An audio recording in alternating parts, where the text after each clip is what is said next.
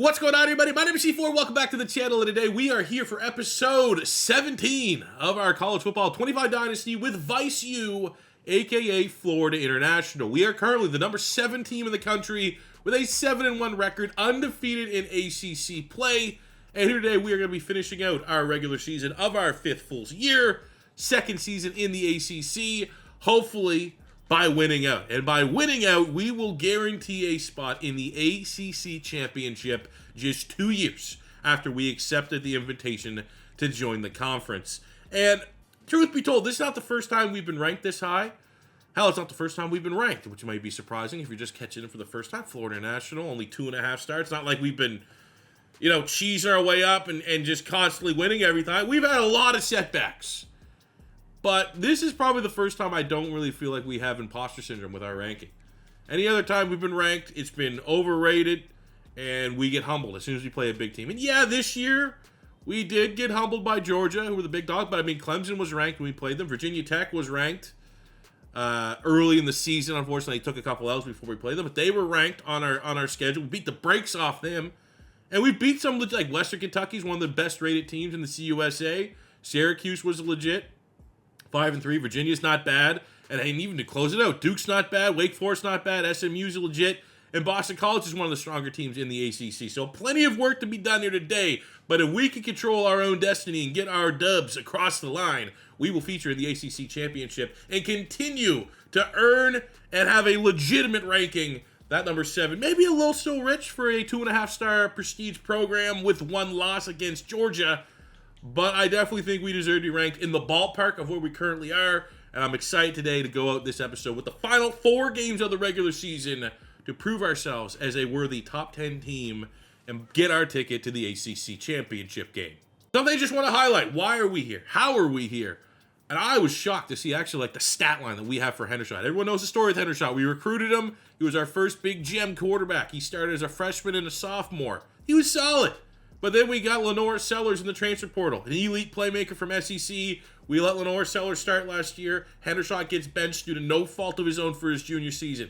Many thought he might transfer out. He could start for a lot of teams. He decides to stay at FIU for his senior year, and he's playing very, very good. Interceptions maybe a little bit high, but that comes with the nature that we are throwing the football maybe more than we ever have as a team because it's been working. 2,300 yards, 25 touchdowns and 9 picks, 60% completion percentage, and he has another 5 rushing touchdowns to go with it. Fact of the matter is, George Hendershot is one of the most productive quarterbacks in the nation. And for us to close out this episode, undefeated, get to double-digit wins, secure an ACC title, it is going to fall on the arm of Hendershot. For our recruiting, we stated at the very beginning that this year's class was going to be absolutely quality over quantity. We have a stacked roster with lots of depth, lots of underclassmen. We don't have to fill out and meet certain criteria. It was strictly get the best possible players. And that's exactly what we did by getting our first 5-star recruit, Ezeki Fayad. I mean, we open up every episode just kind of glossing and glazing the recruiting class that we have so far. But just out there, we still are trying to land our punter. And we have a couple other 4-stars that we, the second window. These guys are just kind of weird 4-star undesirables for the most part. But we got Krumholtz would be a D tackle in our scheme, Alcantara at linebacker, Herbig at corner, and we're looking at one of our 3-star gems here, Cordale Cross at linebacker. Usually, if it's going to be a 3-star, I think for us as a program right now, you better be a gem. And Cross looks pretty legit for a 3-star. He's a top 500 player pretty much. 6'3", 240. So he's a big linebacker with big-time speed, 86 speed, 87 acceleration, unique build for a player that big. So it'll be nice to kind of close that board out, going with 11 targets. And my plan is, hopefully, we keep winning. We're going to increase the prestige of the school this offseason, which is going to increase the quality of players that we can land in the transfer portal. And that's where I really want to do some damage. And that's where I want to try to continue. That's where we got Keon Keeley, 5-star from Alabama. We got him in the portal. He finished his career as the all-time sack getter for FIU. We got Lenore Sellers, big-time quarterback, one of the biggest freshmen in real life right now at quarterback. We got him, and he finished with FIU, all-time leader in passing touchdowns and yards. The portal has giveth way more than it taketh from FIU, but it's always a gamble if that's kind of how you're playing your recruiting board, because I have no idea who's going to be available. We could go there, and it's all 2-stars and a couple 3-stars, and we screwed the pooch, because that's kind of where we're investing our hours.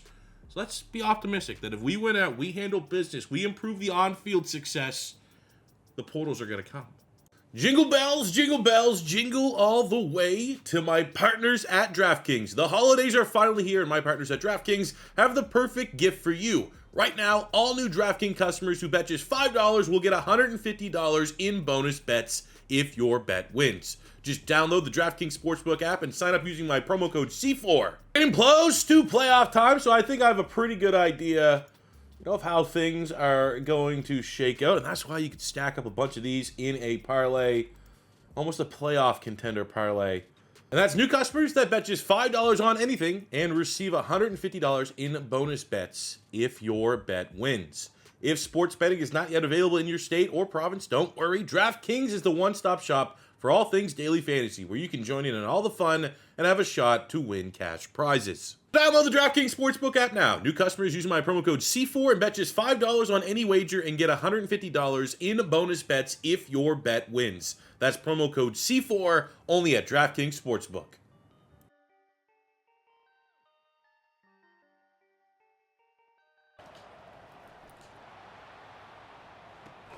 Oh my God, what a grab. That would look like that was underthrown. Very inaccurate. And Kalu said, nah, I got you. Yeah, that's a big time pass rush there. Kobe Smith. Okay. He only has one. He had one sack on the season coming in. That was a hell of a pass rush for a guy that's not done much. Fit that between the linebackers. That's a good ball, but that also probably should have looked to see who has abilities on their team. Not picked on him. No. Oh no. Hendershot's 10th interception of the year. Could not have come at a worse time. We had all the momentum. Oh, that's clean.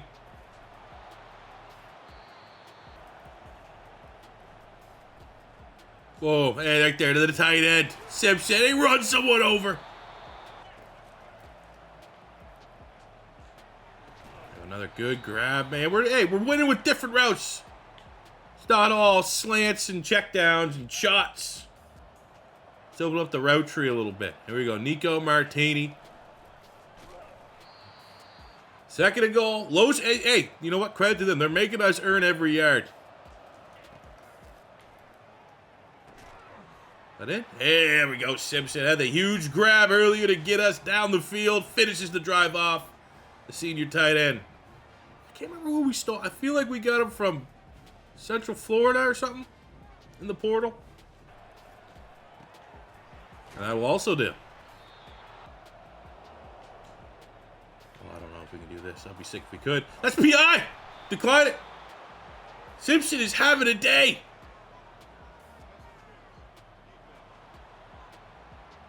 First and goal. Just terrible defense by Duke. Go right to Cage. Easy does it. We're not going to miss that one. And we're going to go to halftime tied up. All right, Duke. Oh, they just insta-scored. All right. We need. Let's remind ourselves what a P.L. Mullins offense looks like. 4 quarters of fuck you football. Go for it.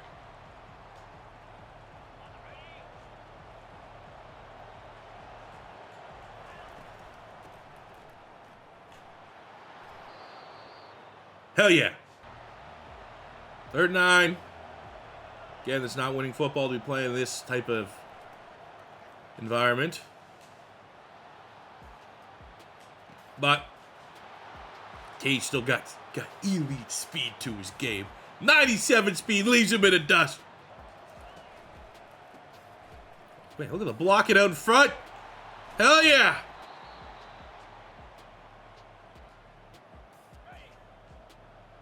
Go to Simpson here. Splashing a little balanced football, balanced offense. Run it down their throats. And then hit him on play action. Boom. Boom. Oh, my God. We had him. You got the release we needed. There was no cornerback. Oh, brutal.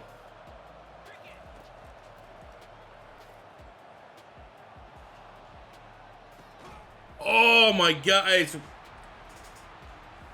going to it. That's a running back. That was Nico. You really love to see him make that grab. He's like 80 catch. 3rd and 10.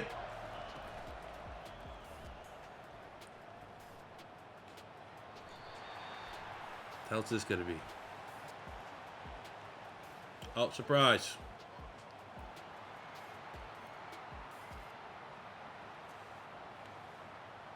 Well, they take 3rd and 20 instead of 4th and 10.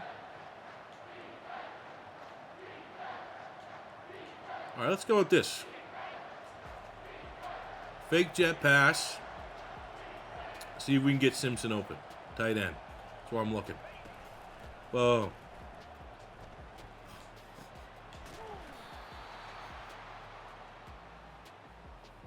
Oh, oh, oh.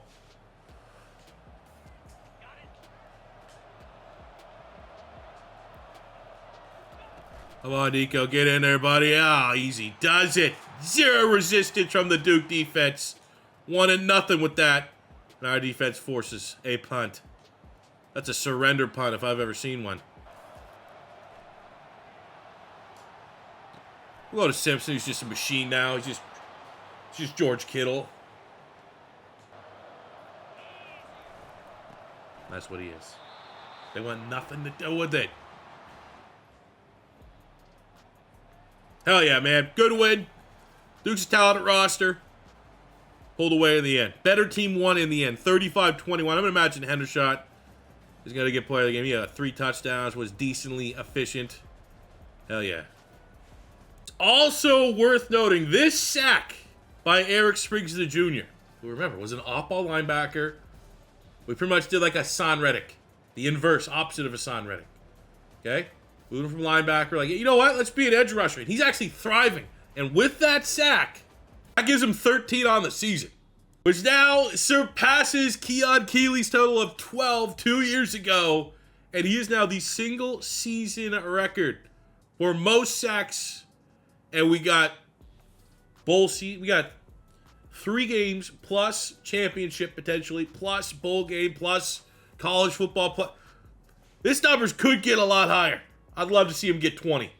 Now, there might not be even worth putting this in the video, but I do feel like I want to get at least 1 QB in this class. And if there's not one in the portal, could be playing with fire a little bit. So, 3-star gems are decent. Mulligan, it's probably too far gone. That is heavily ready to go to K-State. Plus, he already has a visit scheduled. But I will say, very unique build. 96 throw power. 85 speed, 91 acceleration, decent enough accuracies. Obviously, the awareness is probably going to be like, high 60s, low 70s. But that is maybe the most throw power I've seen on a 3-star in a while. Another big road game against Wake Forest. Probably the easiest team remaining on our schedule. You know what that means. Trap. We gotta make sure we do not fall into the trap. I want to put 40 points on a minimum. 3rd and 4. Could be 4-down territory. I do think I like to keep the aggressiveness on. Ooh. Love the look of that. We'll go drive. I like our defense to not let them go 92 yards if we can't get this. Damn. All right. They know they want to play spoiler. Defense gave up a field goal on the first drive, but force a punt, and they're settling in here on the road. Oh, let's go. Win with speed. They ain't got no athletes on Wake Forest. What the hell's a Wake Forest? Huh? Wilderness school? All your classes are in the woods? All right, well, back to old reliable. Actually, this time here, I might look at Kalu, especially that safety doesn't creep over, which doesn't. Should work out well. Kalu, not a cage burner, but still like 95, 96 speed. And I imagine a lot of Wake Forest's DBs are probably low 90s, high 80s. Great matchup for us. Go, go, go. Look at that separation speed. Insane. Put someone else on him. They're still just trying to match, like, their lack of speed with our speed. It's bizarre. Play a little zone. Go 3rd and 5. Go through all. That was our last read. Wide open. That's what they did. I think I know who's getting that nod. The Killdozer.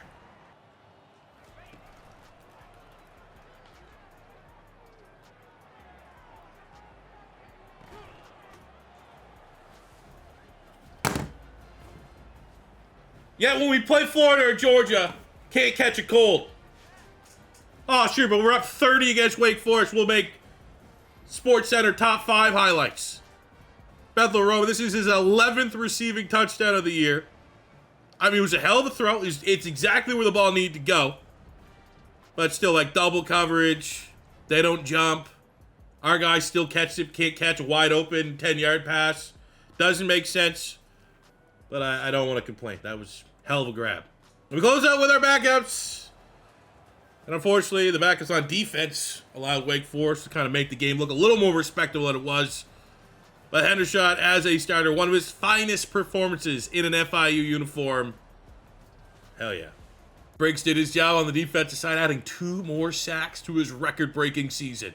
We got some big boy commits. Alcantara with a 4-star linebacker. Herbig, the 4-star corner. And Gross, the 3-star gem linebacker commit. And we're waiting on Krumholtz, who honestly is probably the best of the bunch.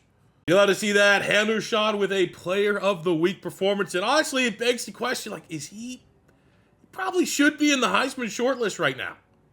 Wow. Really?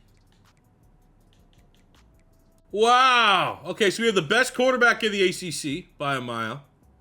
Just kind of looking down. Okay, more. No one. Okay, Barnett. Well, I guess we have a lot more interceptions. But when you look at everybody, you got Stuckey. All right. Let's be honest. Eastern Michigan. No. You got, I mean, we're in the conversation. I bet you those guys don't have the 5 rushing touchdowns. That, I mean, get them on the short list. For what it's worth, because we're probably going to be looking at this, paying attention to this last 2 regular season games. Lenora Sellers, 3,700 yards, 37 touchdowns for the single season records. And I mean, this is going to include, potential postseason stats. I think for touchdowns for sure. Likely, this will go down as the best FIU quarterback season of all time. As roster, SMU might be the most difficult we have left. We have jumped up to the number 4 team in the country, 9-1, 6-0 in ACC play. So looking at the top 25 as it stands, teams ahead of us: Cal at 10-1, Arkansas, and Georgia. A little bit of SEC bias there. 2-loss Arkansas up there. UCLA was the final remaining undefeated team in the polls. They have lost. You're seeing a lot of L's across the board here. And I don't even want to entertain the idea of losing, but I think we could still technically spot a loss and not completely derail the season. Let's take a look here. Well, Stanford's also undefeated. It's us and Stanford. Really probably can't lose. Because if we do lose, you definitely think Cal and Stanford are going to win out and keep us out of an ACC championship. So let's go handle business here against SMU. Against SMU, opening drive, our defense forces a punt. It is now our turn to take control. And I mean, let's be honest, SMU, there we go, the bodies there for blocking, not real great blocking. But SMU's kind of the blueprint of where we want to go. SMU kind of in a crowded state of Texas. Has some history. But ultimately, the new wave of NIL and boosters and stuff, that's what's given them a chance. I kind of feel like that's what we need to do. Right? We already got Pitbull buying the naming rights to the stadium. You got maybe one of the best head coaches in all of college football committed to the program at PL Mullins. And I think there's a shot that there's room for another big dog here in the state of Florida. The same way SMU in real life has found a way in the state of Texas to get in the college football playoff.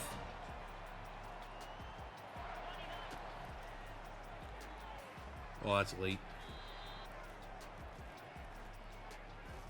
Nice little 3rd and 10. Bethel Roman breaks the tackle. Goal to go. Why not? There. Oh my God, man. The amount of that Simpson at tight end has come on this season is incredible. My second recruit, we got him an athlete. I was like, you're going to be our tight end. You're going to be my athletic tight end so we can finally have a reliable check down tight end that also gives us some yard after the catch ability. And here we have Simpson, who's been relatively quiet. That wasn't picked. Relatively quiet since he's transferred here. And then late last season and pretty much all this year, he's been like a top 10 tight end in all of college. Damn it.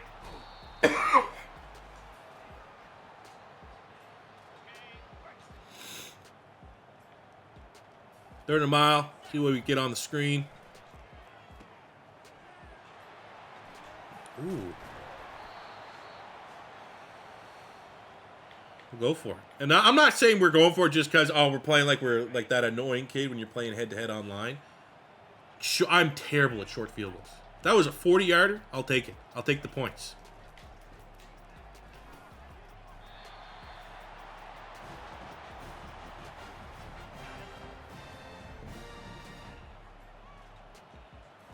Get in, Nico. We're just a tougher team. We're bullying SMU. Look at that anticipation throw, Kalu. Ooh, that's one of his best throws all year. And I don't know that we're not getting like any Heisman respect. Hell yeah, we're running the score up. Just keep throwing it until they give us Heisman respect.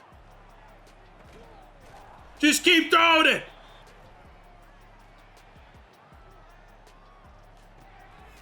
Unreal. Nico! You do not get chased down by a linebacker. Oh, what a run. Martini, the path for him, chasing 1,000 yards. At least in the regular season. Still on. It ends up being another ass kicking. I do think Boston College, when we kind of looked at it in the season finale, regular season finale, was always going to bring the biggest test. And we've kind of handled and controlled what we can control, and that is beating teams we should beat, which wasn't always the case and hasn't always been the case with FIU.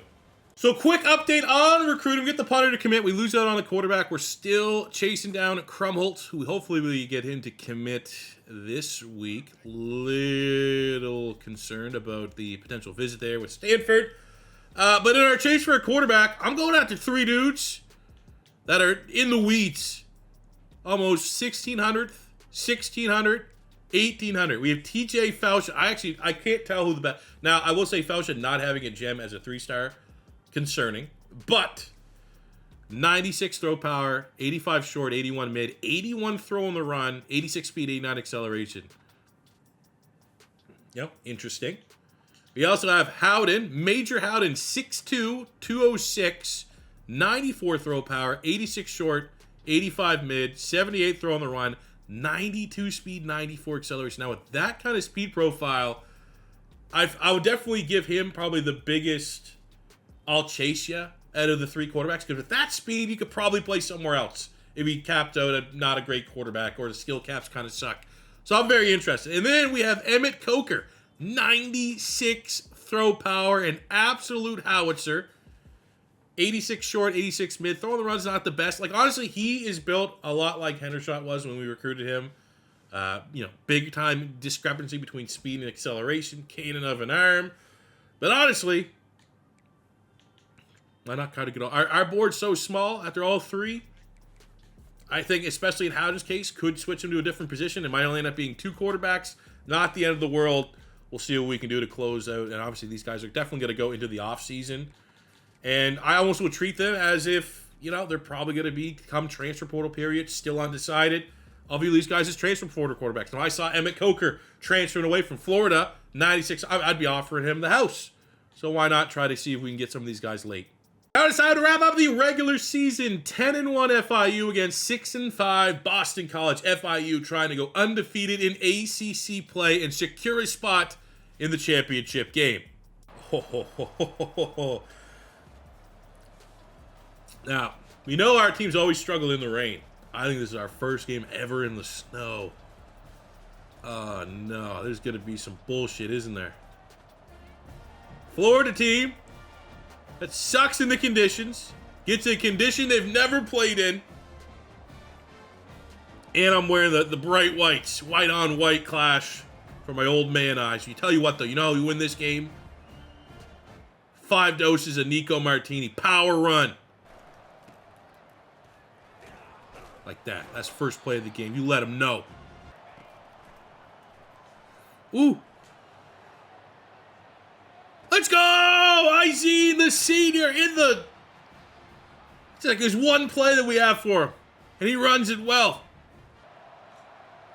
All right, 98-yard touchdown drive in the slow biggie. Oh, my God. Go. 97 speed. Don't let it get negated by the snow. Oh, let's go.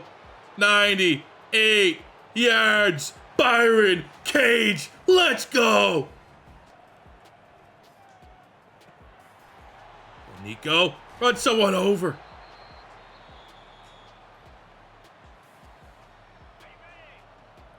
Spread it up. Probably should just run this one in. Get this to an inside zone. Let's go. Boom. Should be easy. Should be light work by the OL. And Nico Martini. 1,000 yards on the season. Getting close to double-digit touchdowns. Oh, hawked. Good credit, man. That's a hell of a play.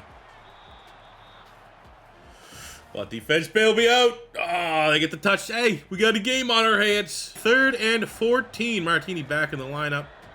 Field goal range for sure. Boom. Or touchdown range. And Hendershot, I think with that, touchdown has tied the single season record with 37.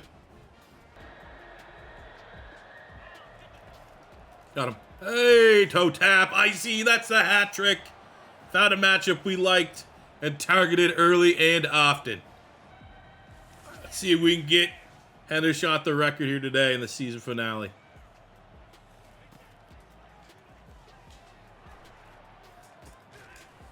$38, and we did it. Everyone always says tainted. Oh, you're counting championship game. If you go on a playoff run, there could be 2-3 extra games. We just broke the record that was set with all those extra postseasons in the regular season. Greatest quarterback season in FIU Vice U history belongs to George Hendershot there with his 38th passing touchdown of the year. 42nd, 43rd overall. What a performance. And you're goddamn right he's getting the game ball. As far as the 4 stars, we get the final one to fall, which is great because it's just more hours we can allocate to the transfer portal in the offseason. Krumholtz, thank you very much. He'll be a D tackle for us. The ACC championship game has been set. Number 3 FIU against number 4 Cal Golden Bears. It feels like a perfect time to wrap up the episode. Go undefeated. Maybe wish the games are a little more competitive, but you know what we do in the big time games. We have Cal in the ACC championship. We're going to be dusting off the old defenses. We got to earn it. Offense, defense, special teams. But I am proud that in our second full season in the ACC, we are the only undefeated team, 8-0. And you have the teams like Cal, Stanford, Clemson, Florida State, Miami looking up. And who do they see at the top? The team that says, I'm using the ACC as a jumping point, go to the SEC. I don't even want to be here. We're here for a short time, not a long time. 5-0 at home. 6-0 away. 1 loss neutral, right? Who cares? What did Georgia even do? Let's just see. Did they crush it? Okay. We might see him again. You never know. But when we come back for the next episode, we will have the ACC championship game and what is going to be the biggest game in school history. So that'll do it for me today, guys. Thank you very much for watching. As always, your first time stopping by, don't be afraid to hit that subscribe button. Smash the like button if you enjoyed. And until next time, it's your boy C4. Say peace. I love you. Have a good one.